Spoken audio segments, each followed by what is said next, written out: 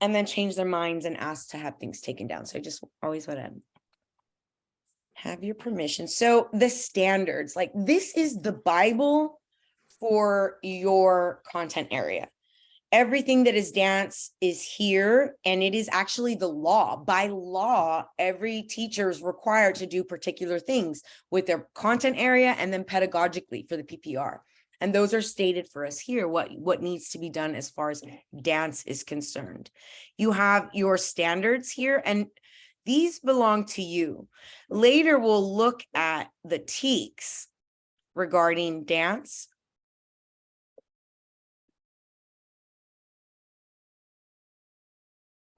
No, that's not it. That was elementary. Go to middle school and we'll find dance. So here we have the TEXES. Now, these two documents, the dance standards, which are yours, things you need to know and things you need to be able to do. On the flip side of that coin is the TEXES. And the TEXES are the things that the students need to know and that the students need to be able to do before they leave your classroom if they are in this class with these TEXES. And so what you'll find after careful reading, and you must carefully read, you have to annotate. You can't just read these things. You have to paraphrase in your own words so that you can have a thorough, deep, internalized understanding of what particulars need to happen every day and throughout the year in your dance class. So these two documents, the standards and the TEXES, are what make up your exam. They're the only documents that the Texas Education Agency sends to the test maker. So these two documents, the TEXES that correlate with the different age groups and grade levels, 6 through 12 via dance, and the things that they need to know and be able to do. And then this document is also very, very like parallel, aligned to the TEXES, because what the student needs to know and be able to do, you need to know it. And you also need to be able to do it. Also, you need to be able to plan instruction, right? Effective dance instruction and assessment. Analyze and evaluate instruction and assessment, along with everything else that the student needs to know. So for this first, on the left-hand column, you have the teacher knowledge. What do you need to know as far as understanding and applying knowledge of dance techniques, movement analysis? If I were going to put this in, like, rephrase it, I would say techniques, dance techniques and movements. That's my what is standard one mostly about. But then in detail, on the left-hand side, you have the things that you need to know. 1.1K, concepts of basic anatomy, physiology, biomechanics as they relate to the movement of dance, right? Concepts of movement quality or effort, including time, quick sustained, space, weight, flow, concepts of space, including kinesphere. Is that kinesphere or kinsphere? Kinosphere. Okay, and so if I were taking this exam, I would right now highlight this and I would look it up. And I'm going to do that after I erase it.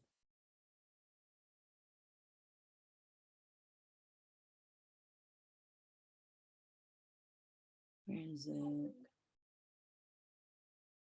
All right. So just for my own knowledge, anytime I come in contact with an idea or a word that I cannot instruct somebody or define to somebody like articulately by myself, then I need to look it up. And I do this in my life every day, but for the purposes of your exam, especially as you are looking through the TEKS and your standards, if there's ever a concept or a term that you are not familiar or not familiar enough that you'd be able to instruct on it, you need to Google it really quickly and jot down a little definition on your notes. The personal space or kinesphere is the space around us within reaching possibilities of limbs without changing one's place. Okay, so standing in place, reach. Great. Now I know that, and I'll never forget it. I would come here and write that for myself here. The reason I would write it, this has also to do with instruction, but in our brains, when we're learning things, if we enact kinesthetics, and dance is inherently, by definition, kinesthetic, but when we're learning about it, taking notes and whatnot, the actual process of you putting things in your own words and writing it down with that kinesthetic activity internalizes that knowledge for retrieval later. So as you read through these, I need you to make sure, and don't even do it as a shame thing or like a pride, like, oh, I know what that means basically. No. Really look it up and know what it means all of the way. You will see the things that you need to know and the things that the students need to know are going to be the same. You have to teach them the things that you know. On the right-hand column, Francisco, we have the application. What can you do with the kids? Now, you take this knowledge on the left-hand side and apply it in the classroom. You have to identify and analyze movement qualities and dynamics. You have to use knowledge of dance techniques, kinesiology, biomechanics, and movement analysis to guide, develop students' exploration of movement, enhance kinesthetic and spatial awareness, and promote improvement in skills and techniques. All of these things that you need to be doing on the right-hand column. For the purposes of our exam, most of the correct answer choices are going to be you doing something from the right-hand column. You choosing a scenario where you're doing something, providing students with opportunities to enhance their ability or express ideas and emotions through dance. We want them to express themselves, help students use self-evaluation and correction to refine techniques. We want them to be thinking about their own movements, gauging themselves against the rubric of what you've modeled as, the actual movement. So we want them to be thinking about it and reflecting on their progress themselves. This one is mostly about kinesiology, somatics, healthy lifestyle, and you'll see the things that you need to be able to do on the right-hand column. Apply knowledge of kinesiology, conditioning, and somatics to dance movements. Use safe, effective, and anatomically sound procedures to develop students' skills. Safety is always our first, with everything, making sure that students are always safe and they're not going to hurt themselves, doing something that's above their skill level. I used to, when I was the cheerleading sponsor, host a, well, every campus does, but like our junior high kids, to raise money, they would host like a camp, right, for the elementary kids. Each cheerleader would have her own little group of elementary kids, and they're going to perform at one of the football games. And that's how we raise money, and they do a cute dance. Wonderful. Even in that setting where they're not in my classroom, I'm there for safety to know, like, what skill level are they at? So there's peer pressure. And if you're doing a split and you can't do it all the way and you push yourself and you tear something or you injure something, like, it's safety first and really doing things incrementally so that it's, effective and also safe for students. Promote students' use of appropriate and effective imagery to enhance alignment of kinesthetic awareness. Show them on the screen, right, what the movement is. Let's all take a look at the appropriate movement and see how the lines of the leg or the lines of the arm, utilizing imagery whenever possible. Sometimes your modeling is not enough. Sometimes you need to see it on the board, on the big screen, or watch it over and over and over again. But utilizing visuals when trying to get them to understand. teach them to move effectively and efficiently. And I'm sure you know what that means, like efficient or effective. But my point is that, and so for teach students to move effectively and efficiently, you know what it would be like for a dancer on a stage to not move efficiently to where their spot was, right? To take the long way around, or like to do something that like drew attention from someone else. Like there's rhyme and reason to movements and to placement. And so teaching them to do those things. Okay. Modify instruction to promote safety in a various classroom and performance environments. Modifying your instruction, and here, health and safety issues associated to classroom performance environment. Anytime you using appropriate clothing and footwear, very important that they have the appropriate footwear for them to be dancing. I was the supervisor for folklorico, mariachi folklorico dance instructor in San Antonio. Amazing program. I was there when she did a program for the lunch periods, and it was just wow. Like she did an amazing job, and she didn't have a lot of funding, and she actually this would never happen on the exam, because the exam is best case scenario utopia ISD, where all the funding is available and everything just goes right as rain.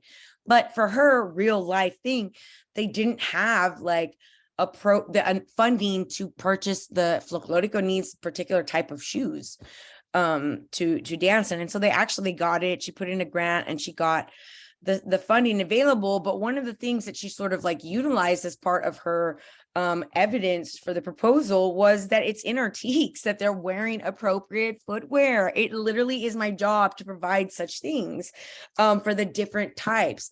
Not only can they not understand or come to fruition the full movement, right? If you're doing folklorico and tennis shoes, it's not really the same.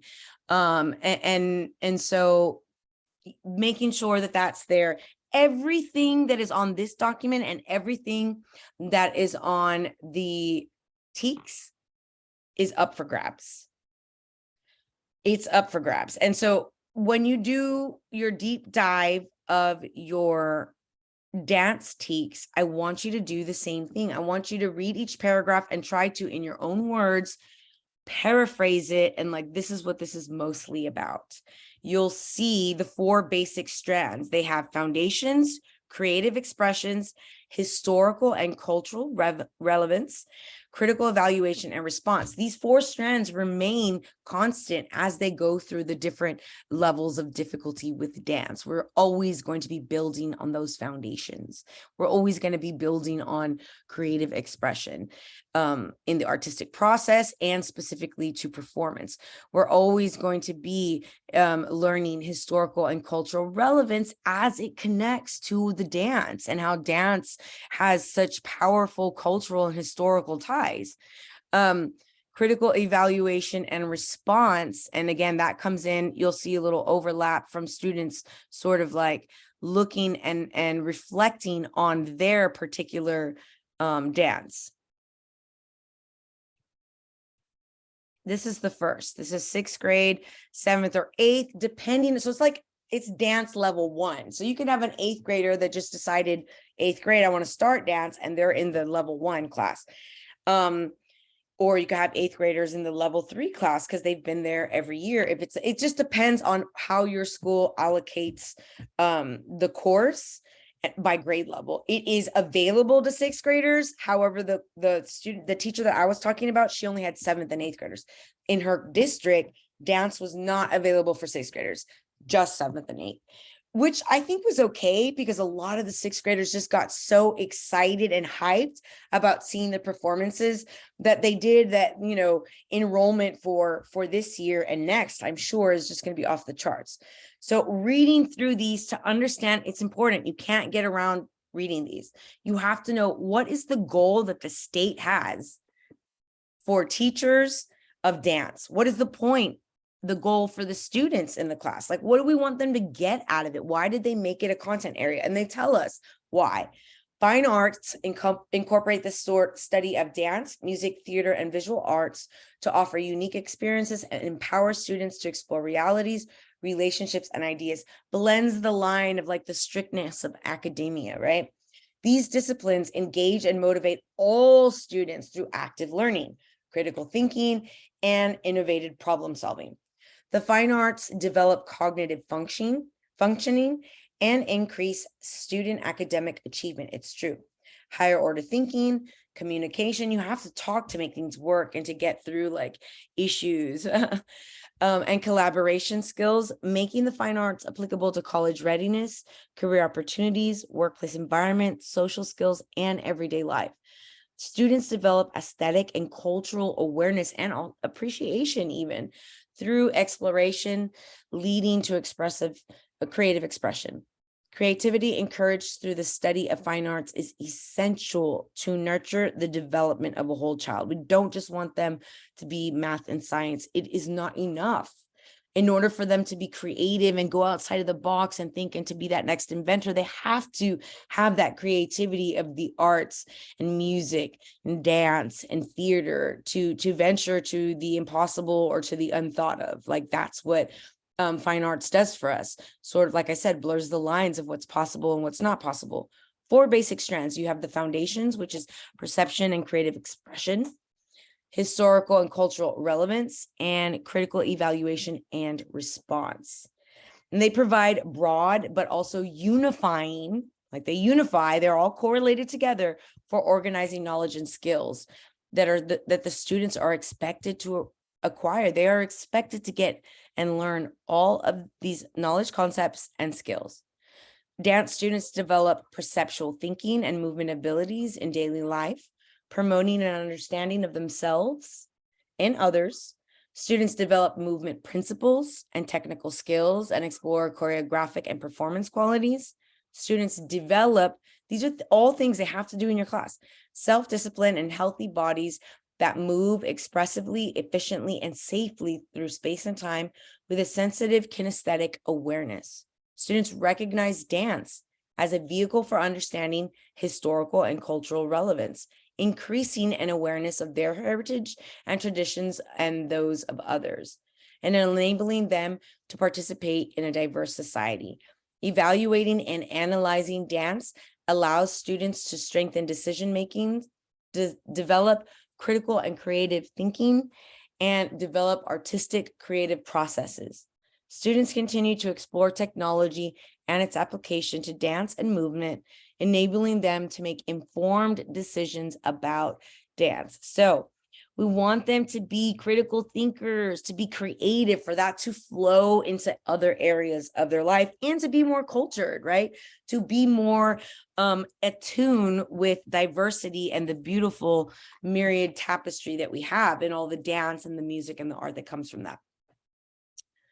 So in each of these, Francisco, I'm going to want for you to go through these as we'll see, the definition, you only have to paraphrase it once because it's going to remain the same. Like I said, the skills and the concept knowledge will change as we get more complex and the classes, they're getting older and the dance is becoming more complex.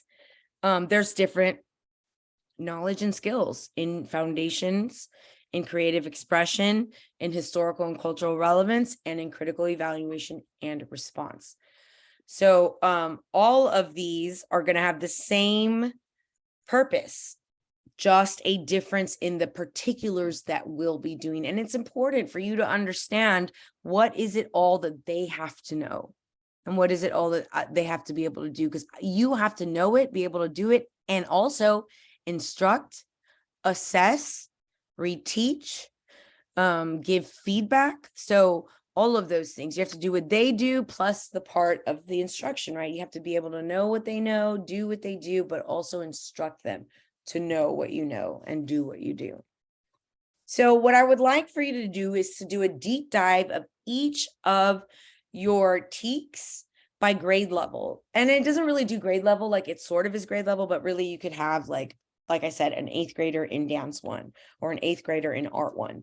And that's the first time maybe they took dance in 6th and 7th and they decided all of it, let me just go to art. you can have that as well. That means that the student will be at a different skill level, and that's important. You plan for who you have, not what you want to do.